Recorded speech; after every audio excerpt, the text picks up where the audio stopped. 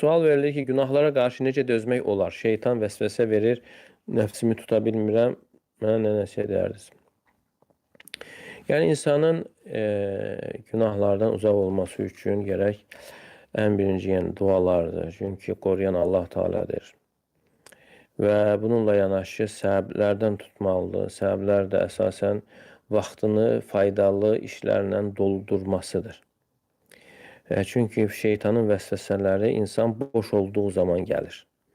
Əgər insan vaxtını faydalı əməllərlə keçirərsə, bir əməldən qurtarır, sonra başqasına keçirir, ondan qurtarır, başqasına keçirir və bu cür vaxtını faydalı keçirirsə, yaxşı əməllərlə, salih əməllərlə doldurursa, inşallah şeytan yol tapmayacaqdır. Və həmçinin Peyğəmbər sallallahu aleyhi və səlləmin tövsiyəsi var ki, İttəqillə heythumə kunt, harada olursan ol, təqvalı ol. Nə deməkdir? Harada olmağına baxmayaraq, yəni uzaq ol. Səni günaha düşürən yerdən, səbəbdən, yoldaşlardan uzaq ol.